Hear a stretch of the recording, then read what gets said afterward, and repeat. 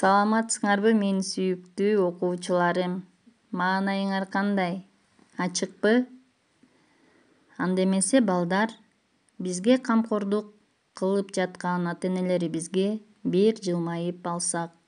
Балдар, мен силерди акылдуу, билимдүү, тырышчаак, аракетчил, мээримдүү, сулуу, жоопкерчиликтүү деп ойлойм.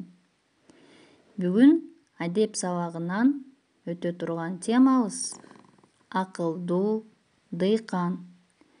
Сабагыбыздын максаты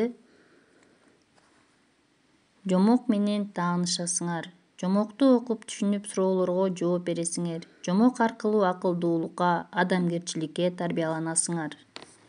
Бир хан жан жөөкөрлөрү менен бирге кыдырып жүрүп, эгин айдаган дыйканга туш келет. Дыйкандын тырышып иштеп жатканын көргөн хан жактырып жанына чакыртат. Бир канча суроо берип, талаанын ага тиешелүү болбогонун, күнүнө 15 лирага жалданып иштеп берип жатканын угат. Алган акысынын абдан аз болгонун укканда хан таң калат. Анткени хан күндө сарайына көп пул жумшайт экен. Дыйкан хандын таң калганын көрүп, көп деле муктаждыгы жок кишиге бул акча жетмек түгүл ашат. Алган акымды негизи 3кө бөлөм. Бир бөлүгүн өзүм алам, бир бөлүгү менен карызымды төлөйм. Калган бөлүгүн болсо карызга берем. Хан табышмакка окшогон дыйкандын бул сөздөрүн эч нерсе түшүнө албайт. Ачык айрым динчил дыйкан айткан сөздөрүн мындайча түшүндүрөт. Акчамдын бир бөлүгүн өзүмдүн керегиме жумшайм. Карызымды төлөйм дегеним.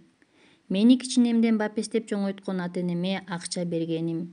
Акчамды карызга берем дегеним. Балдарымды билим алуусуна жумшаганым.